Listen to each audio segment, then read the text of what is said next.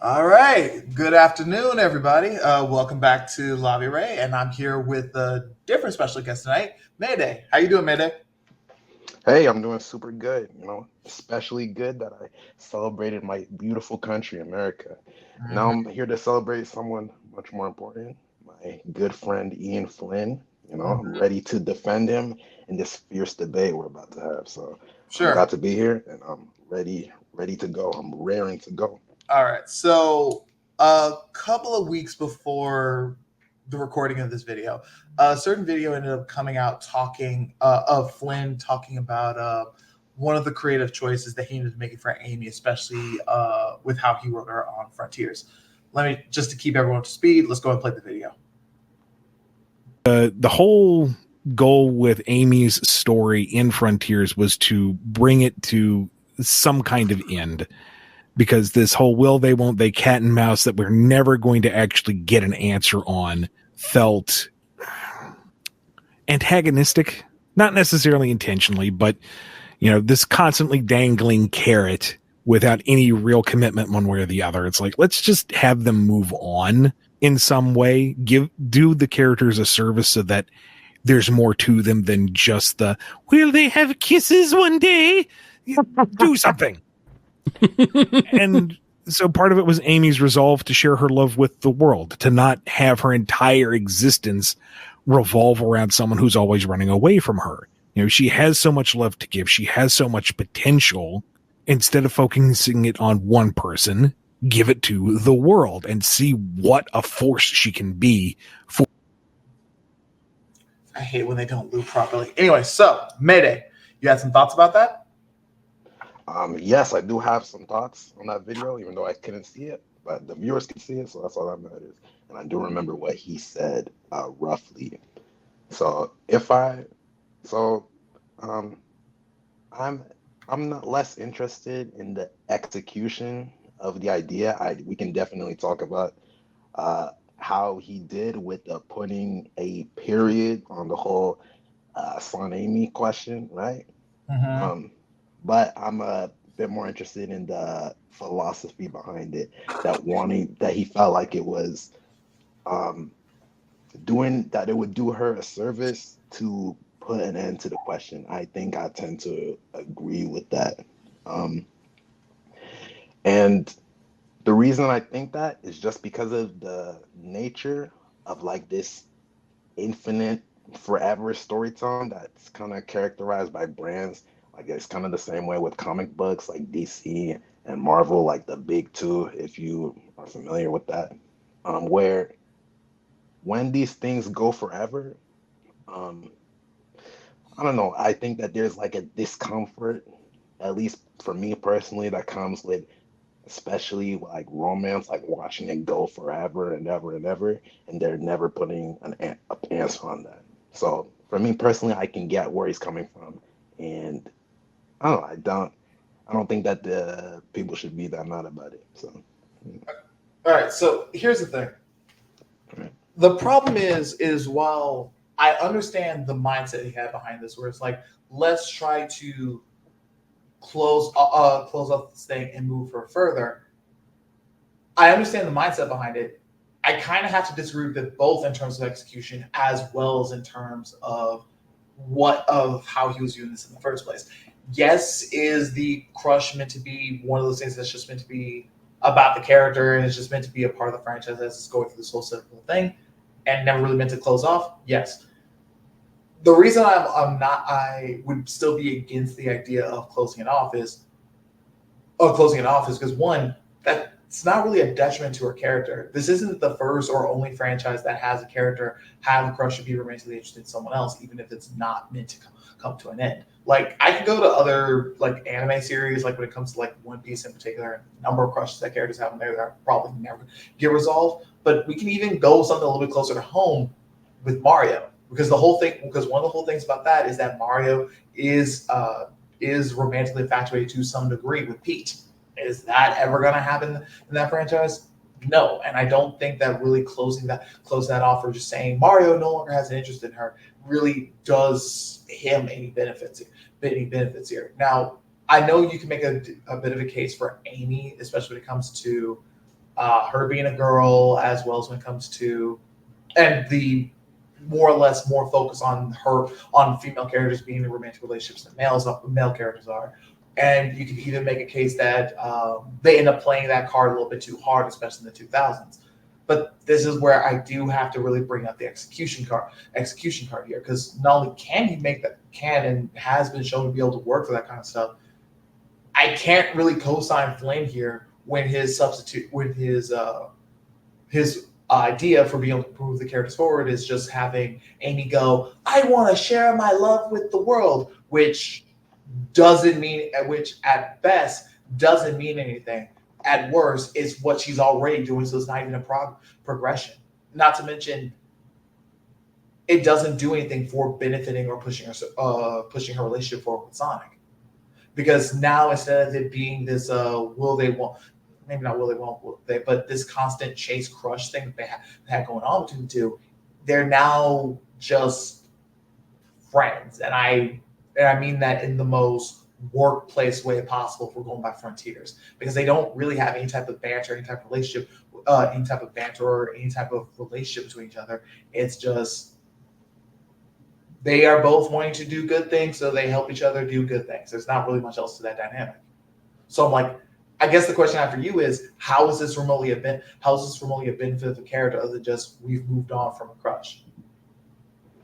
Okay, so I wrote down a few of your points, and luckily, that question that you just asked actually leads into the first point I wrote down. So, how does it benefit her to put a period on that question? Um, I don't know. To me, it's just pretty mm, personal. I think that uh, I don't know. I think I might agree with you actually, that you would say that it's not necessarily, at least for if I can look at it more objectively, I can say it's not necessarily a disservice to a character. For the type of franchise it is, I think that if it goes on for long enough people are gonna cycle in and out. That even if like maybe like an older person or older fan gets sick of it, you're gonna have another fan that comes in and gets invested in it, and they're gonna be like, "Wow, this will they won't they is so interesting," and then maybe they'll burn out after like 10 years, and then someone else comes in. So it's probably for the health of the franchise and like kind of it looking like big picture, it's probably not a big deal. I can probably agree with that. Um, but inversely, I think that would also mean that if it's not like a disservice to her to have this crush there, it's not it's it's not bad to let go of the crush too. You know what I mean? It's just a different direction. So I don't think so. It's not really good or bad, and either way, it's just like a different direction. Um, but I will. So the second point that I wrote down was Mario and Sonic. Um, I think that this is a false equivalence. Um, because I don't. I think that Sonic is kind of goofy and it is kind of kids media, but it's not necessarily the same as Mario, where it does. I think it kind of has like a half and half thing, where Mario is just one thing, where it is just fun. It is just very non-canonical or non-serialized, right? Mm-hmm. Where where lore, whatever it is, that's not really a concern. Where in Sonic's case, it is very, especially these days, it's a lot more self-referential. It's saying that the past did happen and the past does matter, and they do remember that stuff. Um, so I think, and okay, I should say, me personally, when I finished Mario Odyssey, I was pretty irritated that they didn't get together. Maybe that's me, right? And that's my ship because I wanted to see them get together, and I was kind of mad. But to me, it's like not a big deal, right? Mm-hmm. Um, but I don't know. I think that it's different. For Sonic and Amy, and this is me saying my personal thoughts again, that you can't tell me, and I'm talking to like the writers or whatever, like you're telling me, okay, this is serialized, everything matters, right? We're moving somewhere, you know? Um, Well, that's and kind of then well. Here's did not have that happen in the like most obvious way where well, like there that's is kind of the issue. We're conflict not and really moving forward. We're not really moving forward. We just kind of come to a standstill. Like if the whole idea is we're trying to have if the whole idea is that we're trying to push these characters forward, move them into a brand new, moving them forward, progress them from where they originally were. Frontiers doesn't do that for them or their relationship. If anything, it's a regression. The whole point, because it's not like Amy comes to any type of understanding about like what she was doing wrong for the romance, or when it comes to trying to pursue a romance or having a deeper understanding. Flynn just kind of has her go, I just want to share my love with the world now, apropos of really fucking nothing.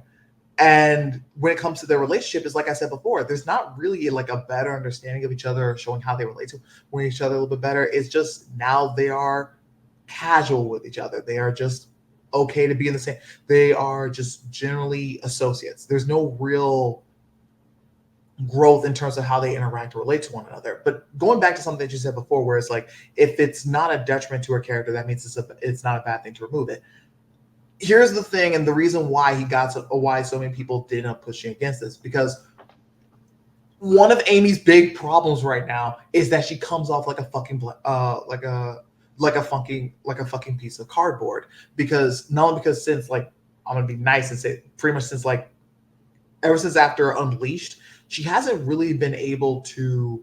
She hasn't really been that overt in terms of her crush in the mainline material, and when she's not do and that has been usually one of the main places to show off her emotional side, how much she's willing to just be the Genki girl, be as expressive and honest and open about who she is, what she wants, and just to be as clear and upfront about that as possible. But the problem is when they end up removing when they end up either downplaying or removing the crush entirely, she's just kind of downgraded to being the girl. She hasn't had any moments. She hasn't really had any major moments like that. Like I even hesitate. Like honestly, even going through IDW, I think the best moment was the only moment that really kind of shows this outside of the crush was when she more or less manipulated Jewel into taking her job when it made no sense for her to do it other than just we need to give the IDWOC something to do. Um, so I would honestly say it's a detriment right now because it's one of the few places where Amy is allowed to actually be expressive and really show off what her personality is. And if you're not going to expand on that, how she interacts and relates to any other characters, which they really don't, I don't think removing that crush is only just going to emphasize the fact of how little she is only going to take away one of the few places that she has to work as a character. So if you're not going to actually improve how she is as a character, which they haven't, I don't see it is a detriment to remove it. okay. I agree with I think almost every single thing you said. So I guess if we're gonna talk about execution, I'll also talk about it. Um, I did not like the way that Amy was done in Sonic Frontiers. Mm-hmm. And I'll even commit further blasphemy. And I'll say I don't really like the way that Ian Flynn writes Amy in general. And not to say that he doesn't have other strengths, but the way that he writes his character, I I don't know. I'm not a fan of it. I like Amy as a lot more energetic, a bit less mature than he likes to write her. And I agree that her crush is kind of the best way of showing that. But here's my problem that, and this is something I would say that is a disservice to Amy on the side of the fans. I think that people have made the mistake of conflating her crush on Sonic with her personality traits of her being like totally girly pop and her being like fun and energetic and a hothead and all that stuff. And so, in my opinion, I don't think that if you if her crush leads to her being like wooden and kind of too mature and kind of nice and bland and blah blah blah, then I think that would be a failure of the writing that's independent of her crush on Sonic. It's independent of the SonAmy question. I think that Amy has a lot more to offer than her crush on Sonic, and I think that not necessarily. I don't know if you're doing this. I mean, you can clarify if you want, but I think that yeah, it's not true. Her Amy's personality can exist. You know, her appeal exists outside of her crush on Sonic, in my Right. opinion. No, it should exist outside. No, that's kind of the thing. It should exist beyond that. But the problem is, especially with how Flynn writes her currently, and honestly, even to a certain extent with Stan. Well, not so much with Stanley, but definitely with Flynn's writing, he doesn't really seem to show that off with anything else that anything else with how she ends up, with how she carries herself, and it's even more frustrating because I remember Reboot, and I think he actually wrote her relatively well. It's one of the few places I would actually say that. I agree. Yeah. Huh? I agree. I was Yeah. actually thinking about that. Yeah, but Right. sorry, go But ahead. thanks to, um, I'll try to see if I can pull this article up real quick. But Flynn had this weird idea that he had to try to combine multiple multiple versions of Amy into being a character, into how she has to write or work in IDW, which doesn't really make any sense. But but what he ultimately ended up doing here and in Frontiers is that she's just kind of here to just help move the plot forward. She doesn't really have any major character moments. She doesn't really seem to really show off her being like the emotional, energetic Genki girl outside of that crush. That's one of the reasons why I say like until they have a better idea about how she's supposed to function outside of that, no, I don't think you should be getting rid of the crush. And until they should even think about getting rid of the crush. And honestly, even if we just look at the crush on its own, it's not really causing any major issues. Like I know some people ended up whining about that in the during the 2000s, but honestly, I was completely fine with that as long as they didn't just go into making her abusive when Sonic didn't do what she wanted. If you get rid of that and just made her hardline Sonic fan, especially if you actually tie that into something about who he is and certain traits that he expresses as a character. Honestly, I think that the crush could easily be one of the most endearing things. It could easily be one of the most endearing things about her, on top of her personality. But until they actually get that hand, but so I don't really. So I guess the question kind of goes back to is what's the detriment? Like what ultimately is hurt by her still having that crush, other than just there's no quote unquote progression. Um, I don't know. Well, to me, it's just irritating to watch. Are you familiar with like Wolverine and his whole crush on Jean Grey? Mm-hmm.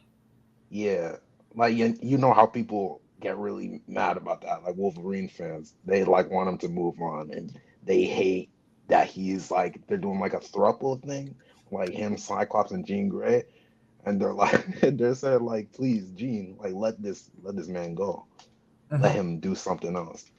So, Right, but is here's there? the thing: the counter argument I would make to that is the reason why the crush in X-Men comes off so frustrating is one, she's in a fucking relation. She's in a mostly stable relationship with Cyclops, so it doesn't. So there's no real in-universe reason that this is ever going to progress properly. But secondly, it's constantly played for painfully tired melodrama that you can't go any, that by design can't go anywhere with.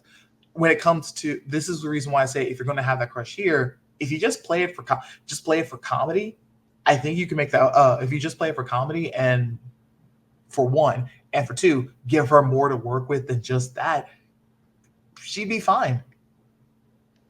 Like this is also where I would have to say the writing ultimately ends up becoming where I can also use the argument of it's about how it's written is also a factor too. Like the reason, like I'd say the main reason it didn't work in the 2000s was because they constantly showed her constantly showed her like throwing tantrums or using as a reason for her to fight Sonic when he didn't do what she wanted, which is a problem. And I do think that's a good reason to not view that relationship positively. So don't do that. So if you end up focusing more on just like how much of a ride or die girl that she is, and even to a certain extent showing how Sonic can do that for her, would do that for her as well. But even without having to make it romantic, you can still make it work. Um, Can I say so something? yeah, sure. Okay. Um, So I think I alluded to this before in the Mario and Sonic comparison, but let me say something the way I see the Sonic as a franchise, right? Mhm. Sonic as a franchise. Um, so it's kind of caught in between like being lighthearted, you know, kids media that's not really super serialized and being serialized and serious and adult at the same time, a quote unquote adult, right? Mhm. And I think that this sort of dissonance um, can, I think it can get in the way of, okay, so let me say that I think it can get in the way of telling like a coherent story, okay? Because like here's something I would be okay with. I would be okay with if if it's just a gag, right? And or Sonic is just a gag series and it's just not supposed to be taken too seriously, right? So the development or whatever, it's not really something that is some serious saga that's meant to take place over multiple games, then that's okay. Mhm. That's fine. I'm fine with that. If they want to go full serious and like these characters can change and they can die and blah blah blah and it's ultra serialized, I would be okay with that. If it's like one or the other, right? Mhm. But if you're stuck in this middle ground where I think Sonic is at, where it is serious but it's also serialized, or it's serialized and it's serious but it's also lighthearted and not that serious, right? Mhm. So I think that that can be a problem for characters like Amy because I I feel like I'm almost gonna be like rug pulled sometimes where I'm like, okay, I'm here for like a serious story. I'm here for like characters to change and them to like discuss like what's happened before, blah blah blah. But now there's like this gag like infused in her character and that means that because it's a gag, because it's a joke or whatever, that's like that's suddenly in my serious story, there's an entire dimension of her character that is now, in my opinion, just off the table. It just can't be explored because she's always going to be going after Sonic and that's it, Right, and which there's is only so far you can go with that. And to me, that's kind of unsatisfactory. It's well, that's the whether you, reason why. And this is why I'm going to risk a hot take. This franchise needs to stop pretending it can try to be edgy or remotely serious and just dedicate itself to being the funny gag story that is clearly that the marketing team clearly wants it to be, and just go and roll with that.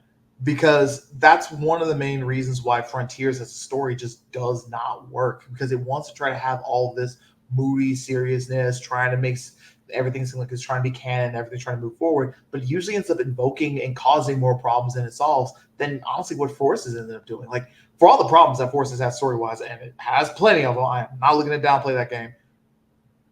You can ignore it and lose. You can pretty much ignore anything that game goes for and lose nothing. Because for the most part, it is just trying to be a gag story. It is just trying to play around with just a couple of random ideas about like apocalypse setting, whatever. Now it's a problem because they do try setting up like it's going to be some game changing, apocalypse, world ending, super duper threat kind of stuff, and that does end up setting some really expectations that it understandably fell on. But the fact is that ain't like this is one of the reasons why when you keep coming back to Amy being this weird cyclical relationship with crush with Sonic that can't be progressed, I'm like, I'm not surprised because Amy's not the only one who has, because like I just kind of have to go.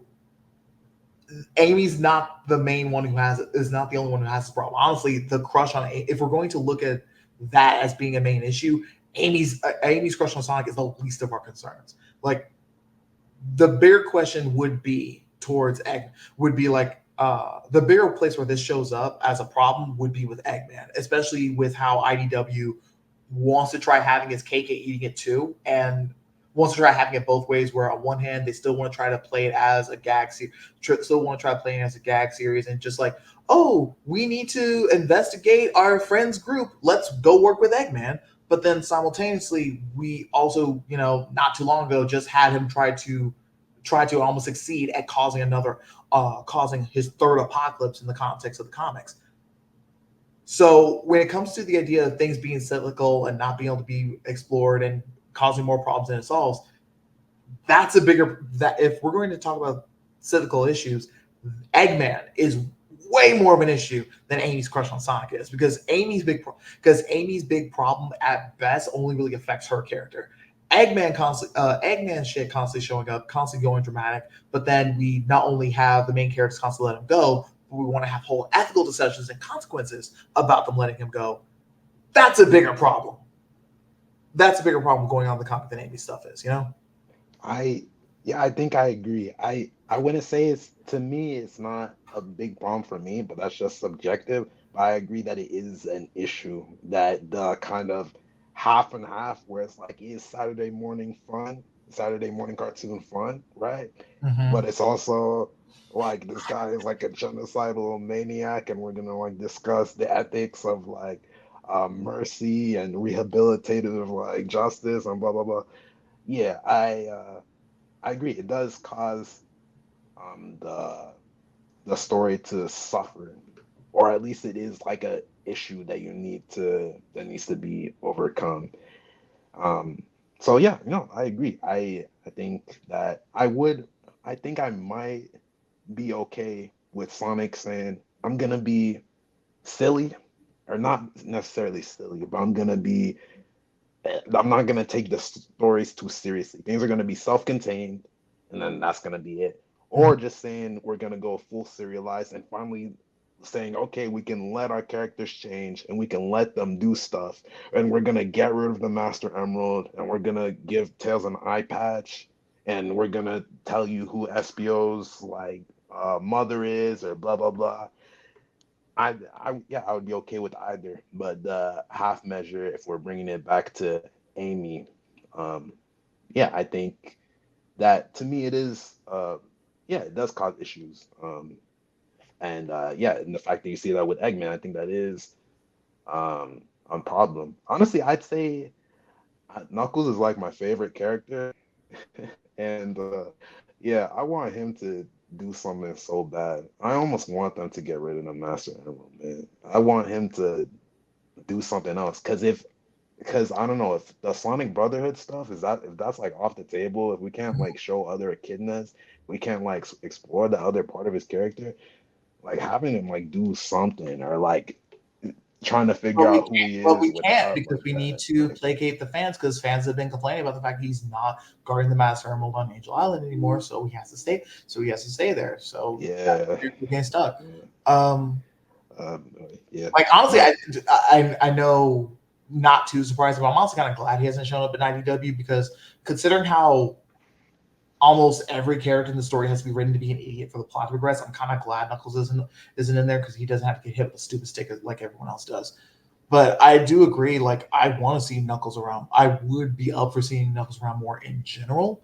But right now the franchise seems to be more interested, not necessarily in telling a coherent story, but just more, what can they do to appease and placate fans? That's where we end up having that's where we end up getting issues like with Knuckles, where it's like, what's more, the fans have been asking us to pay attention to lore more than him actually being in the story, so we're going to follow with the lore and just put him on Angel Island. Yeah, that's going to keep him out of the story, but we stuck to the lore. yeah. So do you think? Okay, let me ask a question. Do you think that there is like a fan, um, I wouldn't say responsibility, but there is like a feedback where fans wanting their characters to be where they were or how they remember them when I don't know when they got into the franchise or whatever, that it could be a thing that's like holding characters back. Like let me give you like an example, right? Like you remember like the Soul Dimension discourse Mm-hmm. when like Feel Ian free. Flynn. Oh, sorry. Go ahead. Feel free to expand on, because I've seen several people talk about it. So what Yeah, do you? yeah. So think it was like a few months ago where there's a Bumblecast, which if you don't know for the audience, that's Ian Flynn's podcast where he talks about Sonic stuff and he takes questions about mostly the Sonic franchise. So he got a question I was talking about, I think actually this might have been way longer ago than that, than a few months, but he got a question that was talking about the soul dimension or something.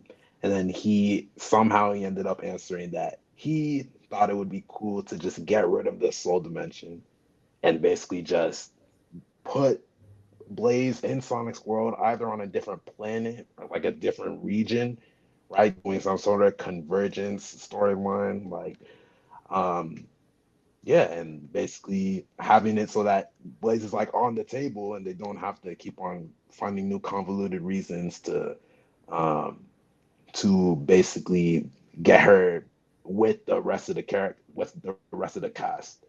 Mhm. To me, I thought that would be cool. I thought that would be nice and it would be convenient and it would solve a lot of issues in my opinion. I'm thinking like, wow, this solves way more problems than I think it causes, and you can just like say, hey, it's like a new region. And honestly, what's the difference between like a region and a planet if you're talking about like fiction, right? Because it can be as big as you want, as wild as you want.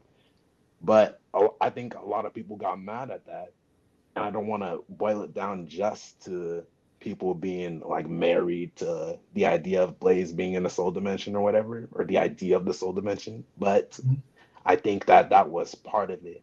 That is just something that's a part of her character, and that's the way that it's supposed to be.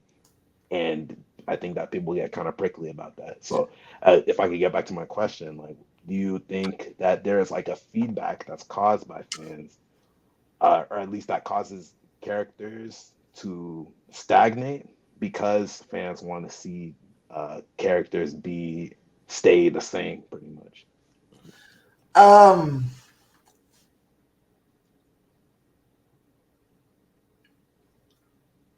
Sort of. I want to try breaking that question down a little because there are a couple of the factors that are being conflated here. Yeah, go So ahead. I do think fans do end up contributing to certain plot problems that happen in the series because Sega definitely does try to listen to fans. They do try to, and Flynn definitely does, and they do try to respond to those criticisms however possible. And you're going to end up, and as much as it might seem like, oh, fans are getting annoyed about this isn't really new. Like almost every fan base is going to have has a problem when you're trying to make a drastic world building change like that, seemingly for no inner universe reason, but just more for technical story purposes. That's going to annoy any fan base. That's going to annoy any fan base. However, this is where I kind of have to, but this is where I kind of like take the fan base out of the conversation, not because I don't think they contribute, but more it's speaking to a bigger problem. Like one of the other things that you wanted to talk about was about how certain fans want to try to see characters as a particular way from like one particular version of it. And the problem Sonic Team and Sega are doing right now is that they're trying to make everything canon. Everything is supposed to go into one timeline, and you can't really say. And there's a point where it's like you can't keep.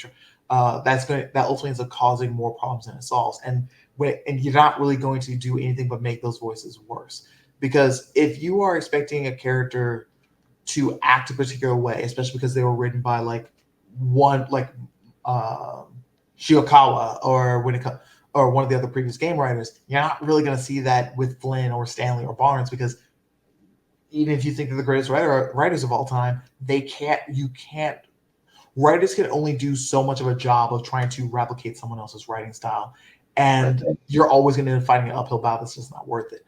This is why I would argue not only that Sonic, at the game universe needs to be just rebooted outright.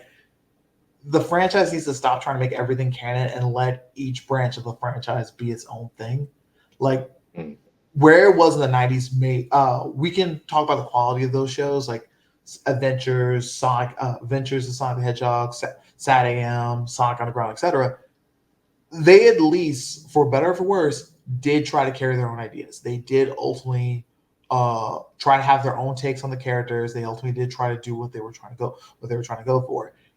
And that's a better way to try to handle these kind of characters than trying to blend everything into one universe and then constantly try making patchworks and notes over and over again to try to fix and tweak things, because you're really just going to be fighting yourself, because there's only so much fixing you can really do on a franchise that's only 20 years old. But on a franchise that's 20 years old that can't reboot itself, that's 20 plus years old that can't reboot itself on a regular basis. Like, this is where I would compare it to something. Compare to something like Pokemon, TMNT, or Doctor Who, where even though all those franchises have gone on for a significant period of time, they are all able to more or less restart themselves every couple of years, so they can not only adjust to whatever modern taste, but more specifically, whoever's like the creative lead or that team can have their own take on the franchise, their own work, and they don't need to be completely loyal to whatever existed beforehand. So I know that's kind of a long way to answer your question, but the short answer is, while I do think fans contribute to this, the fact that Sega and Sonic Team are still trying to do patchwork onto and fuse so many different stories together that clearly either cause more problems trying to fuse them together, or trying to do so much stuff not for the sake of making a coherent story, but just to placate fans. You're never going to have a coherent story if you try doing something like that. Okay. Yeah. Do you want me to respond? Yes, please. I I I agree, I think.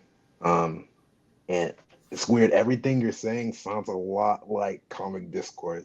People saying, okay, something really cool that comics do, and it's so awesome, right? And even though comics can be frustrating because, in part, because of a lot of things you're saying, with like a lot of different versions of a character, a lot of different creative visions trying to like coexist and like trying to like make sense, especially over like decades, right?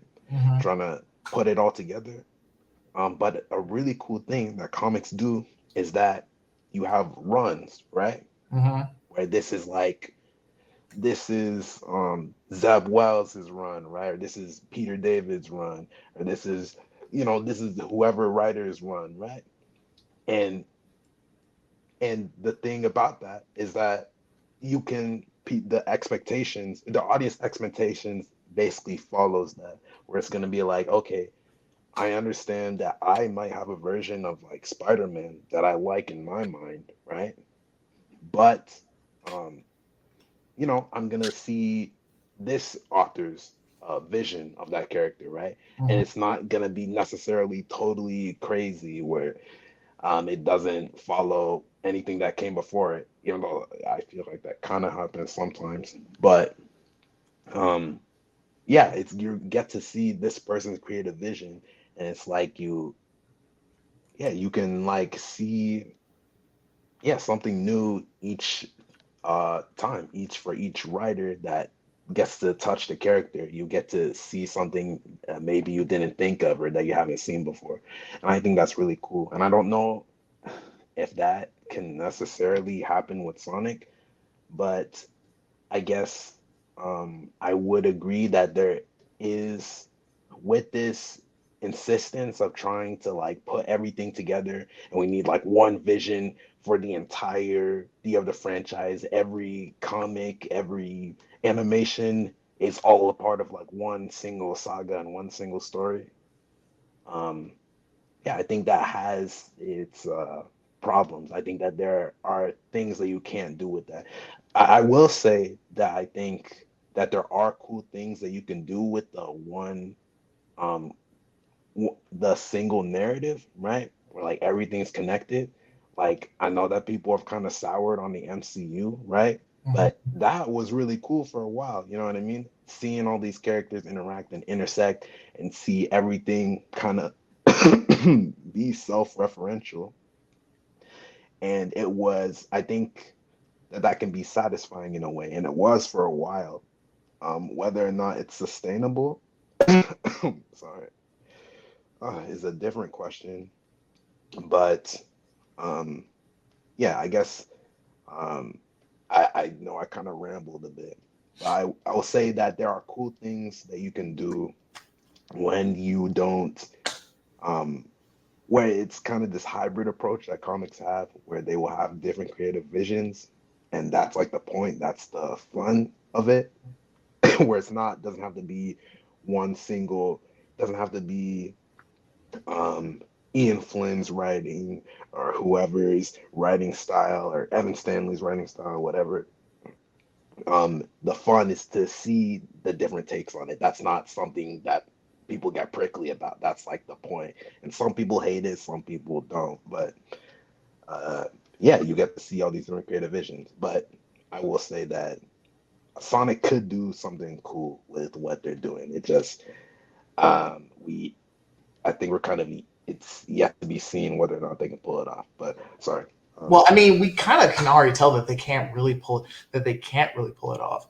Like, one of the reasons I still kind of roll my eyes at IDW being considered canon with the games is because the best reference that we've really gotten to that is a missable line in Frontiers that you can kind of guess it, that makes a reference to Tangle. But but I played the game all the way through, I never got that line. So I'm like, that's already not a good sign where the only reference to the comics is this one line that you can easily miss. But the bigger problem is, even if we did add these girls in, there wouldn't be much of a benefit to it other than just, hey, we have more characters you can get merchandise of, because like I said before, Sonic and Amy's relationship doesn't really mature or progress. They've now just kind of regress back to just being, we are casual with each other, we are associates, we are friends, we are able to help each other to do good things. They don't really relate to each other. They don't have any type of back and forth. There's nothing else in the relationship besides just, we are the most basic of friends. And I don't see how adding in five to six new girls is really going to make that problem any better. If anything, it's just going to end up feeding more into that argument that Sonic has too many friends. Not because like the cast is too big, but we're getting more and more characters that don't really add anything other than just their existence. And and that's just for the comics. Like Prime, I don't care, like, whether or not the Sega or the team were considering it canon when it was being made. It doesn't add anything. Like, nothing about Prime adds anything to Frontiers or to any of the other games. Frontiers doesn't even lead that properly into the next game after that, which is Dream Team. So like the only way that the franchise seems to be canon, seems to be trying to have an overarching story at this point that's trying to be MCU-esque, is the references, which is like the most bottom tier way to do it. We're not seeing like actual consequences, any type of like actual any type of progression of character arcs, any type of legit, or any type of like a fallout from previous stories. It's just, hey, you remember this thing from a game 20 years ago? We do too. That's pretty much it. So I'm like, so I guess the question is, how would you say that it has even remotely shown to be working? I would say it hasn't yet. So when did Frontiers come out? Was that like that was 2022? 2022? Yes. Ooh, what? Okay, sorry. Jeez, my 2022. Okay, I'm gonna need to sit down and think about that after this conversation. Jeez. Okay, 2022. So that's kind of, I would say, okay, the IDW comics came out like 2017 or something, right? 2018. 2018. So it's been a few years, like 6 years, and we finally got our first game. I would say it started with Frontiers, which would be our first game in this new sort of thing that they're trying with the everything's connected stuff, right? I would so I would say that one game for me, and it's fine, you don't have to agree, isn't enough for me to say that the idea is just totally bust, especially when I think that a lot of the things that you're bringing up, a lot of the issues with this sort of model, I think have to do with, again, I would say the half measure, where this time I would say it's on Sega not allowing them to like bring Tangle into the games or No, but that's bring the thing. I actually, Whisper or whatever in that's the the thing. games. I would actually agree. I actually agree with Sega making that. If that was the case, that Sega prevented them from bringing her in, which would be a weird half measure. I would agree with them because it doesn't. What was she at? First off, most people don't read the comics. Only the most hardcore Sonic fans are really gonna be into it. So that'd be like the weirdest way to introduce the characters. Like, oh hey, hey, we've introduced a new Sonic friend into this game where she's only a ghost and doesn't really get to do anything till maybe the DLC. No, that's like just from proper game intro, just from introducing the character, that I would already agree with that. But even if they didn't do the ghost side, the ghost element part, and everyone and to be playable, what does she add other than just hey, we have another girl? She doesn't really have a relationship with anyone else in the cast. She has she has an okay ability, but she doesn't really provide a new perspective that you really couldn't do with Sonic or Amy. So why do we need to have her? So what would even be the benefit of bringing her in? I don't know if you wanted to tell. I'm sure I could. I can't do it on the spot. I'm sure I could Well, no, probably that's the think thing. of like something new for Tangle to do. I mean, Well, she's a no, pretty no, fun personality. She's a pretty fun well, that's the archetype. I thing. could probably think of somewhere for her to go. You know what I mean? Like, Well, no, that's the thing. If you're not, I'm not trying to make it seem like you not being on the spot, you coming up with that. Like that's the thing, though. You not coming and not being able to come up with something is already kind of a bad sign. Like I don't really trust Sonic Team with Ray in the first place. But the fact is, if you're going to go ahead and make an introduction for a character like this, it should be something introduction for a character in a game like this. It really shouldn't be that hard to come up. Really shouldn't be that hard to just try to come up with something for the personalities to work. And honestly, again, what would she bring to the story that you couldn't do with Sonic or Amy? Because that's one of the problems I have with the new girls entirely, and I am throwing Surge into that. okay, I got an idea. I've got an idea. Something you could do with, okay, Tangle. She's on the Diamond Cutters, right? Okay, they're like part of those characters, Lanolin, Whisper, Tangle, their characters are kind of inextricably linked to the restoration, I think, because that's these things were both introduced at the same time, right? So imagine if there was like a game where like Gun was like this small little splinter cell, and that's all that was left of them. And then they were trying to take over the restoration or whatever, right? Or they just did like this hostile takeover of it or something. And then suddenly Tangle's kind of introductory thing, like her newfound family, whatever, is like under attack. And now it's personal for her. And now the Diamond Cutters have to fight Gun or something. And then Okay, maybe Shadow shows up to hold be up. like, yeah, go Hold up. ahead. Two Go ahead. problems. Yeah. First off, I'm talking about in Frontiers. If we have to come up with a completely different premise, we're already off to get her to work. We're off to a bad start. But secondly, and I'm not putting this on you. This is just a general issue. One of the other main issues I have with the new girls. Mm. There's nothing to the restoration is just a giant mall. There's no like, oh no, we lost the mall. Who fucking cares? There's nothing in. It's not like it's like some hard base that we have to go to in order to try to fight against Eggman. This isn't not like that's the worst part about everything with the new girls and everything else. As someone who's not a big fan of SatAM, Not Whole, the Freedom Fighters, all that kind of stuff, everything around the new girls and the restoration is just a weaker version of that, a weaker, less emotionally invested version of that. And I don't really know why we'd even need to spend any time on that, other than just they're the new girls. And we need to give them something to do. Okay. I would agree, but okay. The characters, bringing characters in, that's only the first part of my point. The second part is I think they need to let the world change. Mm-hmm. And that's kind of why I think about like Gun coming back. Or okay, I should say I don't really like the restoration. Mm-hmm.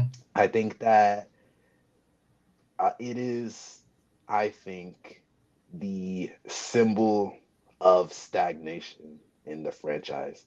Mhm. I think that it being burned would kind of be symbolic of them like letting them go somewhere else and letting the world actually change and do something interesting. Because that's, I think it is really just like this cage to like put all your characters in and like kind of just let them do nothing, you know? Mhm. I but yeah, I think that if you let the world change and you let them actually do things that have consequences, then having more characters, that's really just more personalities to play with. And that's not, and maybe that's not necessarily a good thing, but you know, it I think it inherently increases the potential of different stories you can tell. You know, you can tell stories. I think that this is inarguable. You can tell stories with Tangle that you couldn't necessarily tell with Shadow, right? That you couldn't necessarily tell with Amy if she's written correctly, or at least in my idea of correctly. You know what I mean? Mhm. Um, so yeah, I'm open to having more personalities. Not to say that you should like throw whatever you like every idea at the wall. You know what I mean? Which I think kind of early Archie was like. But Was like yeah, that's well, hold up. So here's the thing. So I'm not against adding in new characters. Like for an adventure, like I know I was making the criticism about the Sonic having too many friends thing, but for an adventure property, I cannot stress the fact that Sonic has easily one of the tiniest casts for an adventure series, especially for something this long running. Like if I compare this to something like like Pokemon or One Piece or hell, I'm not, no, fucking Doctor Who, and just go by similar lengths, all three of those shows have cast like somewhere. Just going by main cast and supporting cast, not going by incidental characters or villains. They have casts that end up pushing anywhere between 100 and 1,000. And Sonic in comparison barely can probably get to like 30. That's way too small for a franchise this long. So the reason I end up saying that the cast has why I co-signed the too many characters argument is not because I think there are literally specifically too many, is that we're trying to still do the adventure mindset of let's throw in a bunch of different characters, all of them are allowed to be their own version of protagonists, all allowed to have their own story to see how that goes. And I'm not against Rashomon stories on their own, but at a point when you're every once in a while, but at a point you do have to settle down and figure out who's your protagonist, who's your central cast, and what you're ultimately supposed to be going for.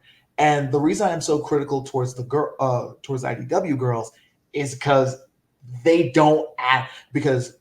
don't really add anything. And usually, not only do they not add anything, they usually end up causing more problems than they ultimately solve, both in universe as well as when it comes to just their general personality designs. Like Tangle's probably one of the better ones out of the entire group.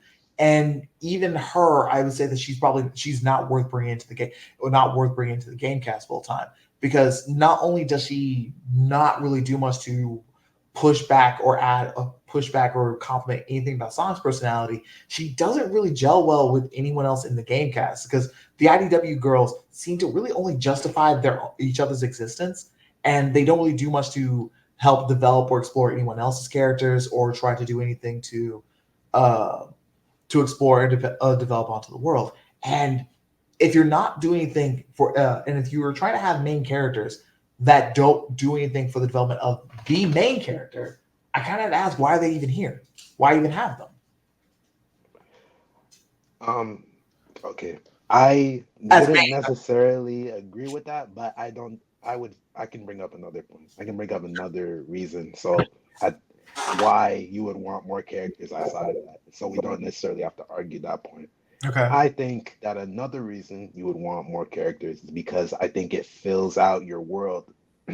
I think that a weird thing about Sonic right now that wasn't the case before, that is kind of the case now, is that the world feels kind of small, you know what I mean? And unspecific. I think that's weird, especially with the lack of humans. I think that's like the weirdest thing for me because um apparently there's somewhere out there, but apparently we're just in some small animal world place where only the animals live and we can't see any humans and none of the humans exist there.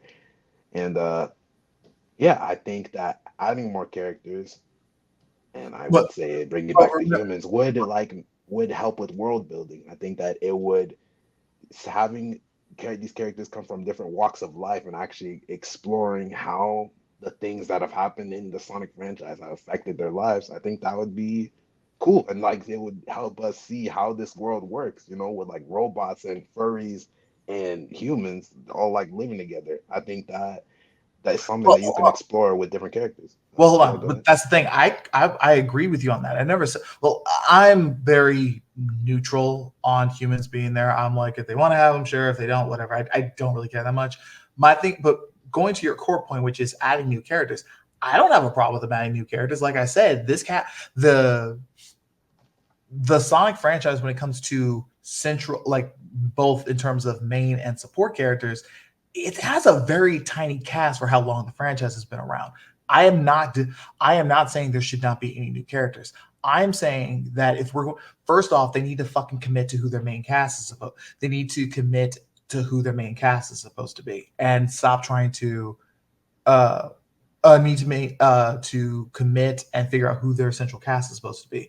And if you're going to add in new characters, both in terms of being mains as well as supports, they should be doing things either directly or indirectly that are meant to develop and build on Sonic story.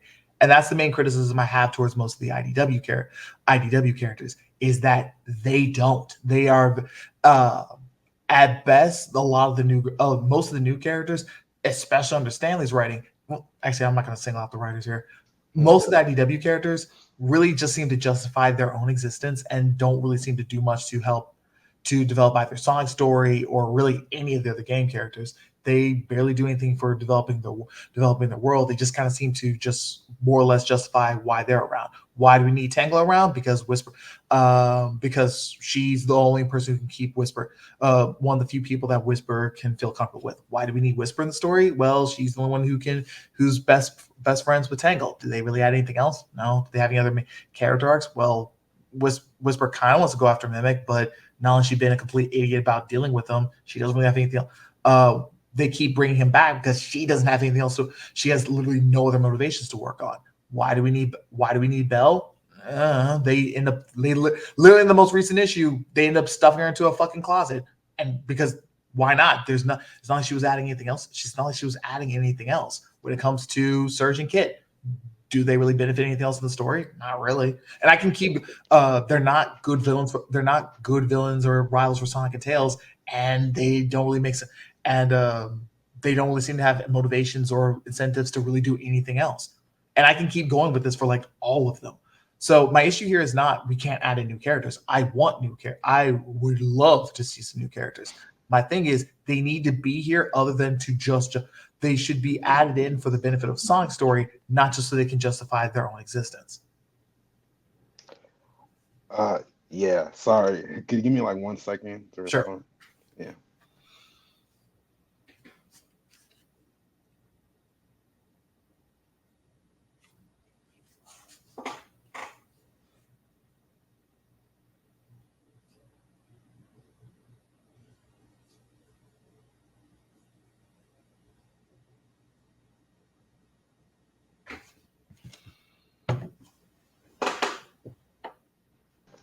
Okay, I'm back. Yo. All right. Um, um, okay, so, but these problems are, I don't think that these problems would exist if the characters, or if you thought the characters were good, if you thought that they were good, or if you thought Well, that no, they that's hold up. implemented the, huh? Well, no, that's the issue. If they were good, they would be doing what I was talking about, which is feeding back into Sonic's story in some way. They're not. That would be at least be the bare minimum. That doesn't mean that would be the only way that they could. That's the only thing you have to do to be good characters. But that's the main reason why most of them fail at being good characters. Yeah, but I'm saying this isn't inherently an issue with adding new characters. This is maybe a problem with these specific characters, which I wouldn't necessarily agree with. But if you think that but yeah, my argument, but this wouldn't be, I was saying this wouldn't be an argument against the addition of new characters if they did what you were talking about. Mhm. If then yeah, adding new characters would be fine, and you get all the benefits of adding new characters, which what I mentioned before, like world building and making the world feel lived in, and blah blah blah. You know what I'm saying? Yeah. So yeah. No, I completely agree. Like that's one of the things where I'm like, this if the series is supposed to be, even if it's just meant to be like stuff that happens in between the games, we can't have some big bad who's meant to make even Eggman. Oh, we can't have someone who's supposed to be stronger than Eggman or whatever. We can easily just make this an adventure story where Sonic is going to new locations and interacting with new people, getting involved with those cultures. The problem is, and that would be one of the easiest ways to start introducing and bringing in new characters. The problem is they aren't doing that for one reason or another. I have my own theories, but the fact is that's one of the reasons why the comic has kind of stagnated, because they're more interested, because it seems like the story is more interested in either trying to drop as many references as possible or trying to do what they can to justify their new character's existence rather than trying to build on and progress the main character story.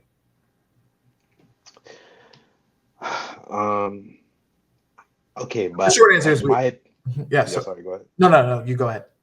I would say, in my opinion, I would feel like this is more of a systemic issue that I feel like the reason that they are focusing more on the OCs is because the OCs are actually able to change and they're actually able to have character arcs, and they are able to have the things that characters are supposed to have when you're reading a long form story.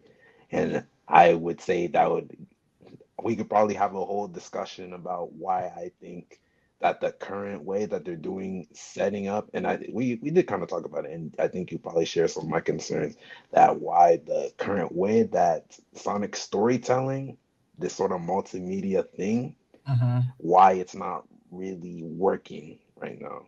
Mm-hmm. And I would say that, in my opinion, I think that's one of the reasons where because so I would say yeah, that's not necessarily a fault of the writers that they have to focus on OCs, because the OCs are the only ones allowed to do any of the things that I personally want to see Well, characters do. here's the thing. Yeah. Let's just go ahead and just co-sign the idea that let's just go ahead and just agree with the idea that Sega prevents them from being able to do any type of character work with the game cast, and that's the reason why Flynn and Stanley focus more on trying to do stuff with the OCs. The problem is the OCs end up explicitly show why they should never be allowed to touch anything with the game characters, because almost all of their arcs or attempts to do stuff with them are at best half thought out and show like and completely justify why they shouldn't try to do anything with the game cast. Like for example, Whisper. We end up having a whole miniseries, which is probably one of the better stories that have come one of the better stories that's come out of IDW. And it's about how she shouldn't get corrupted by her own rage and all that kind of stuff, and blah blah blah blah blah. Story ends with her moving on from imprisoning Mimic, and then we end up moving on from that. Okay, fine. The problem is, instead of trying to give her a new motivation, trying to build on and trying to have her character progress in literally any way possible, they have her regress and still continue to focus on Mimic. And when we end up having to justify, okay, how can we have Mimic around? We end up making Whisper a complete idiot, make her a complete irrational idiot. Again, not only regressing her past where she's been before, but actually making her dumber than where she was in the miniseries and completely removing that arc.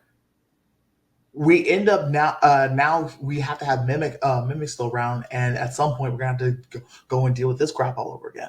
So I can't really. So when it comes to Whisper, who again is probably one of the better characters on this list, and we've now regressed her from the one thing she had going for her to continue to revel in this, continue to have her just deal with the same antagonist over and over again instead of having her go and deal with literally anything else. Why should if that's their best attempt at trying to handle character writing, why should they be allowed to handle any of the game cast? Okay.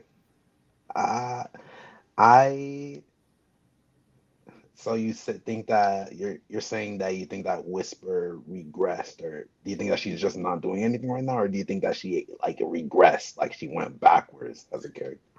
It not only regressed on what the arc was supposed to be about in that miniseries, which from my understanding was not letting her rage and her frustration towards Mimic get the better of her and actually move forward with that. Not only do we again still having her deal with that exact same conflict over again. Well, I But personally wouldn't say that's the same. I mean, but I it's say it's the same. But yeah, go ahead. I not the comp. I would say it's the same because again, we're still having her deal with instead of having her get any new antagonist, instead of trying to get her to build on any other relationship besides her one with Tangle. If anything, we took the only other relationship that she had with Silver and removed it. We are still having her deal with the exact. We're still having her deal with the exact same Wait, was antagonist. it removed? Her relationship with Silver? Sorry. Yeah, that's what. Yeah, back in issue, I think like 62 or 63, when they end up when Mimic first ends up infiltrating the Restoration, Mimic as duo, Whisper and Silver try to team up in order to try to take him down. And instead of just doing the smart thing of saying, "Hey, take off your big gloves and take off your big gloves and just reveal him that way," they end up just really stalking him in the most obnoxious way possible. Shit hits the fan. She ends up going, I don't want to have anything to do. I don't want to have anything to do with you anymore. And they just ruin that dynamic. And they haven't talked or interact since. Like that was kind of the whole thing with that story is that so we're going to try to interact more with Blaze, which that's a whole other thing. And instead, Whisper hasn't talked to him since. Wait, she said, sorry, can you say that again? She said she didn't want have anything to do with him after, was that the whole duo stuff? Was Yes. that Or at she got at mad the at very him? least, no, sorry, let me rephrase. He basically ended up getting removed from the Diamond Cutters. from the Okay. Diamond Cutters, and they've They shown to haven't not talked be to him. interacting since. Which, Yeah. yeah, Okay. I get what you're saying. Okay. Well, uh, so was that a regression in the relationship? Maybe. I don't know. That could it's be a my regret. guess. One, it's a regression because again, what was supposed to be the whole thing that she was supposed to? What was one of the main things she was supposed to learn during the Tangle versus Whisper story? To trust other people and to let people in their life after, and to not be afraid of people losing other people. And Yeah, wasn't one of the so main ways that she was showing that was by being not only by being reckless but not being able to like work properly with others in order to try to take down Duo. um no, I don't think so. I mean, she and Silver were collaborating, and it seems, if I remember correctly, it's not like they they those two in particular didn't leave on bad terms. It's just like the plan went wrong, and they just haven't really explored the fallout of that. Which I I'd say it's not necessarily a regression in her character. It's just kind of nothing. They just haven't really put a pin on that. They haven't Okay, really put so it even if into. we take the character, let's just put the relationship stuff to the side. I'd say it's ultimate aggression because again, we're still having her deal with the exact same antagonist over again, really more or less dealing with the exact same antagonist over again, more or less to which if this does play out how it most likely seems like it's going to, is just going to end up invoking her trust issues over again. So this is what I'm talking about. If not a regression, we are still keeping on the same treadmill, just repeating the same conflict over again. So why are we doing? So what's the benefit of doing this? How I would so? How is say, this? So how is this a good sign that they know what they're doing character writing enough to work on the game characters? sorry, I would say I don't necessarily agree with the premises. I want to talk about this. We I think know when we because here's do the thing: the we've already kind of gone over time a little yeah bit, so we can go. yeah We can save this for another time about like the handling of the IDW characters versus the yeah handling of the IDW characters. We can say that for another video. the Say that OC for another debate. discussion, But let's go and just the in the discussion. OCD, if you will. We're gonna have an OC discussion. Yes. Yeah. Okay. So any Uh, closing thoughts about okay. the discussion in particular? We went really a little bit far away from Amy, but I'm gonna try and tie it back. That we ended up discussing kind of the problems around Amy where that is, or at least in my opinion, which is that she I, that she can't really change, you know? Mhm.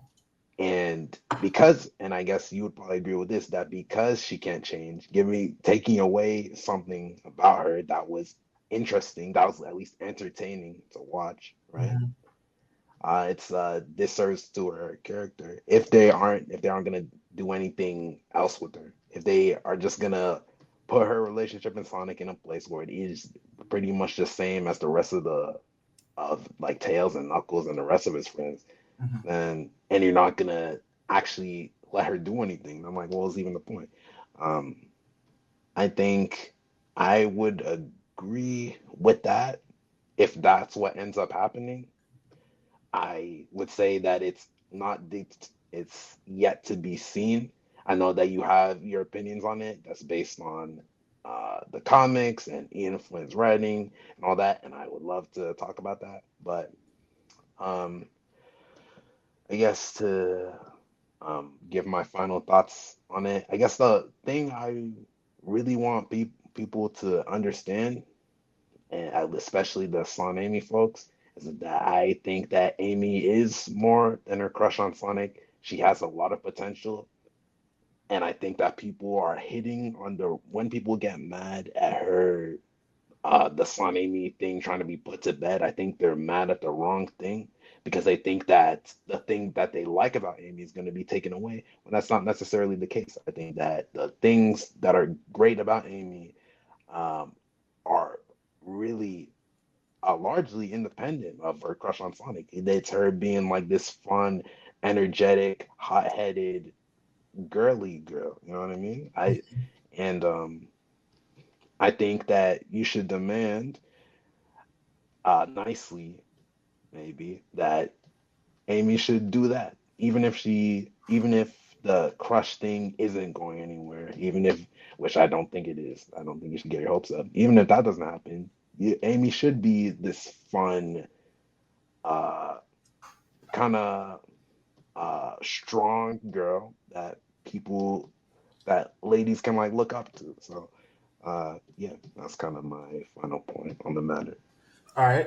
So the thing is, I'm not going to say I'm not as a huge fan of the framing about this being like a Son Amy sort of thing, and like the ending of a ship. But it's more I co-sign the idea of keeping this around because, especially since like Lost World, we haven't really got a chance to have in the mainline games. Amy hasn't really got a chance to really show off her anything else about her personality, especially when it comes and the crush is one of when it comes to her being hot-headed, overly emotional, being like this fun Genki girl, hasn't really got a chance to really show that off. And one of the places that it's the most explicit to show that off is when it comes to her crush with Sonic. Now, I have sympathy or at the very least understand a bit of the mindset that Flynn had. Again, I can't co-sign it or co-sign him doing it when not only he has not been able to show that how Amy has a defined personality outside uh has a defined personality beyond that crush, but the crush is one of the few, but when it comes to the crush itself, not removing the crush doesn't do much to push forward or develop the relationship between Sonic and Amy, because instead it kind of just goes from Amy's chasing the love of her life to just two more or less work buddies, and that's not a good thing for either character. So I don't think that you have to show the character off with her crush. There should be other places, but I don't think removing the crush is ultimately is required to move forward the character as well. If that's my but that's my main thoughts. So Mayday, I would like to say thank you very much for showing up here today. Would you like to plug in the sites that you're on? Yeah, thank you. I feel like we didn't actually end up fighting too much. Wait, Mhm. hopefully we can find something a bit more spicy next time. But okay, my name Trust is me, Sam. the IDWOCs is going to be spicy enough. Trust me. I hope Um, so. but yeah, you got But anything else? Got yeah, anything yeah. else you like to plug? Mayday. That's at Art Mayday on Twitter and Kara. You know, I'm a pretty good artist and I love to talk about Sonic. So if you hated what I had to say here today, you know, my DMs are open. Feel free to let me know. And if Ian Flynn, if you wanna, you know, if you wanna thank me for defending your honor today, you know, feel free to come into my DMs and tell me how great I am. I would greatly appreciate it. But yeah, that's all I got to plug. And thanks for having me. All right, no problem. Thank you guys so much for listening to this debate. Hope you enjoyed it. Please feel free to also message me if you have any other discussions that you think you could be interested in. I am Lavi Ray on basically everything, so feel free to like, comment, and subscribe. And I will see you guys next time. All right, see ya. I'd see you.